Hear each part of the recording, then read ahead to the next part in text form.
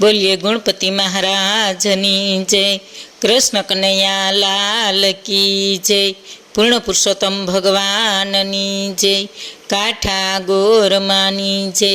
અમીધારા 30મી વનડિયાની કથા.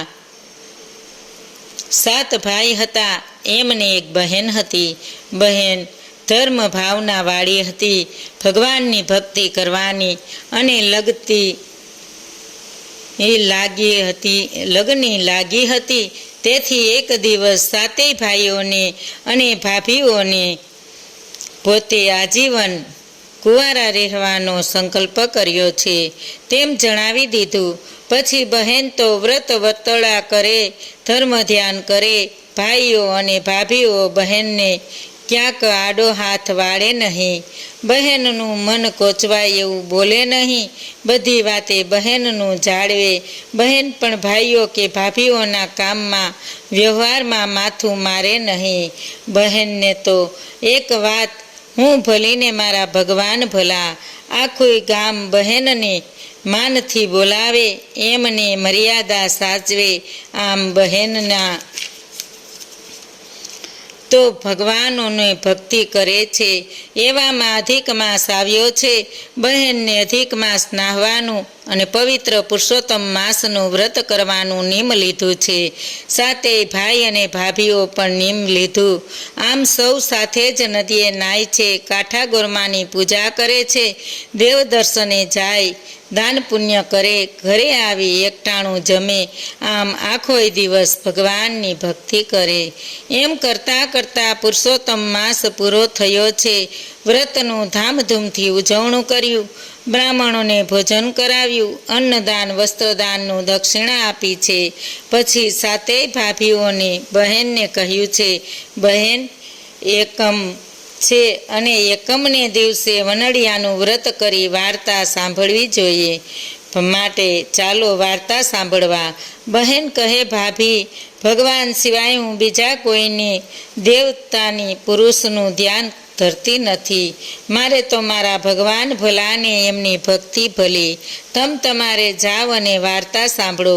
બહેનનો આવો વાર્તાઓ જોઈને વનડિયા દેવને ક્રોધ આવ્યો છે. પોતાનો અનાદર કરનારને દંડ દેવો જોઈએ એમ ક્રોધમાં આવીને વનડિયા દેવ બહેનને કલંકિત કરવા તૈયાર થયા. રાત્રિના સમયે વનડિયો બહેનના ઓરડામાં ગયો અને બહેનની પથારીમાં સુગંધિત દ્રવ્યનો છંટકાવ કરી પથારીની આસપાસ ફૂલો વેરી બહેનને શિક્ષા કરવા વનડિયાએ આવો પેતરો રચ્યો. બહેનને એ વાતની ખબર નથી. એ તો વહેલા ઉઠી રોજના નિયમ પ્રમાણે નદીએ નાવા ગયા છે. અહીં ભાભીઓ બહેનની પથારી સંકેલવા આવે ત્યારે આખો ઓરડો સુગંધથી મહેકતો હોય છે. જ્યાં ત્યાં ફૂલો વેરાયેલા પડ્યા હોય. આવી વાત કાંઈ છાછાની રહે એકબીજા કાનોથી આખા ગામમાં ફેલાઈ ગઈ અને ગામના લોકો કાન ફૂસિયા કરવા લાગ્યા. આમ વાત ધીરે ધીરે ભાઈઓના કાને ગઈ. 7 ભાઈઓમાં મોટા ભાઈ ઘણો સમજુ હતો. તેણે વિચાર કર્યો કે જે બહેન અમારે માટે જીવન આખી કુંવારા રહેવાની, પ્રભુ ભજન કરવું એવું વ્રત લીધું હોય તો કાળું કરમ કેમ જ કરે નહીં. માટે આમાં કાંઈ રહસ્ય નક્કી જ છે. આમ છતાં તેને બહેનને એકાંતમાં પૂછ્યું તો બહેન કહે, ભાઈ, મને પૂછ્યા વગર તારા આત્માને જ પૂછી જોને કે મારી બહેન કાળા કરમ કરે ખરી. બસ ભાઈને થયું બહેન નિર્દોષ છે, એટલે હવે શોધવું જ પડશે કે આવું બધું કોણ કરે છે અને બહેનને કલંકિત કરવાનું કારણ શું. એટલે પોતાના 6 ભાઈ નાનાઓ ભાઈઓને સમજાવી સૌ ઊંઘી ગયો. એટલે બહેનના ઓરડાની આસપાસ સંતાઈ ગયા.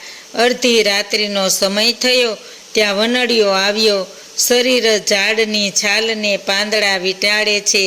માથાના વાળ ઝીંઝવા જેવા લાંબા વાળ રાખે છે. બાબરા ભૂત જેવો અસલ લાગે છે.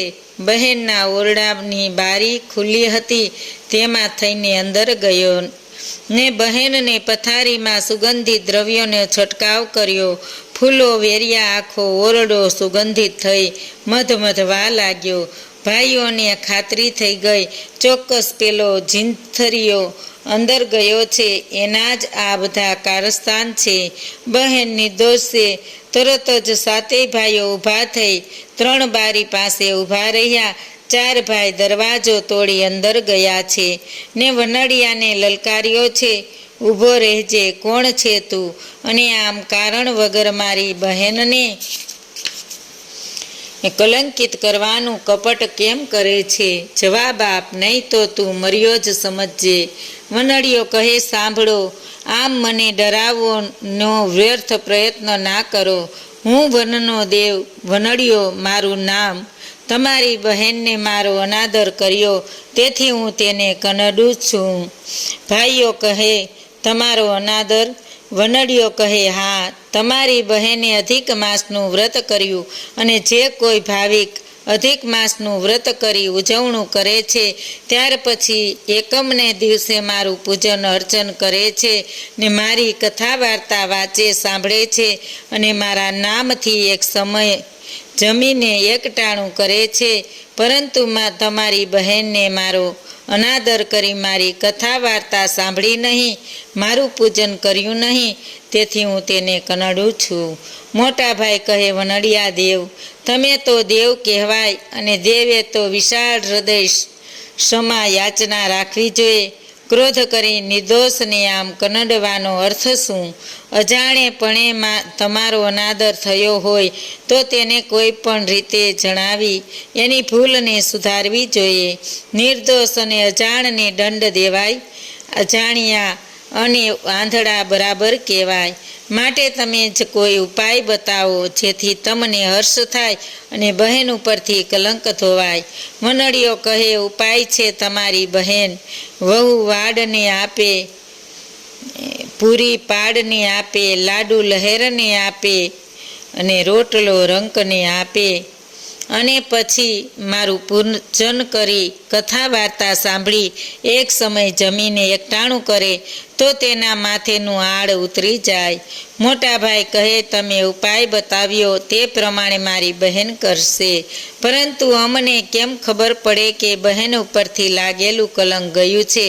બહેન નિર્દોષ છે. વનડિયો કહે, હા, એનો પણ ઉપાય છે.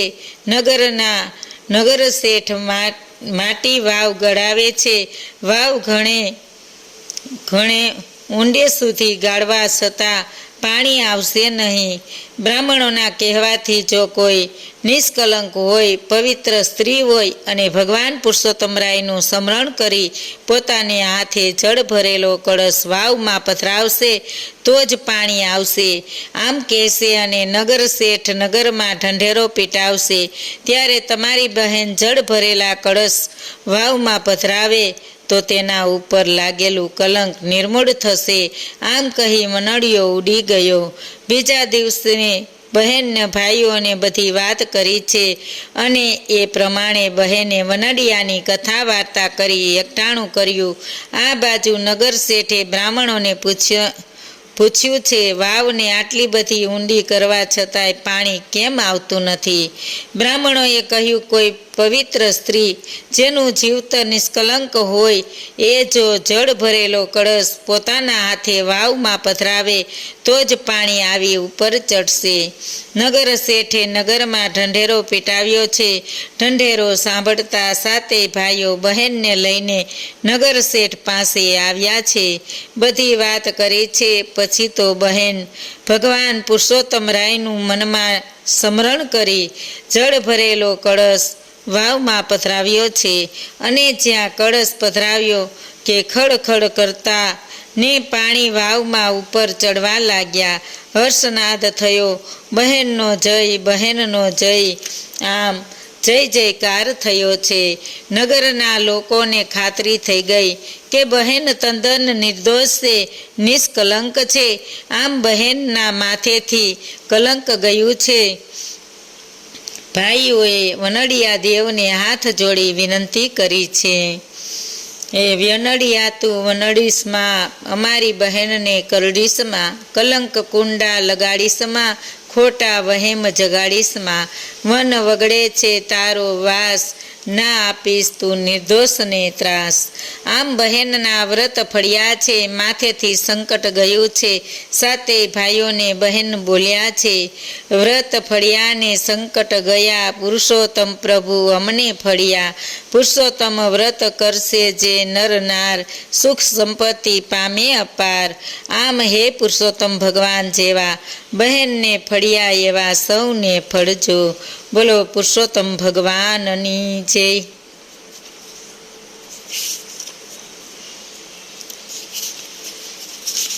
અધ્યાય 30. સ્ત્રીઓનો ધર્મ. નારદજી કહે છે, હે પ્રભુ, મને પતિવ્રતા સ્ત્રીના લક્ષણો કહો.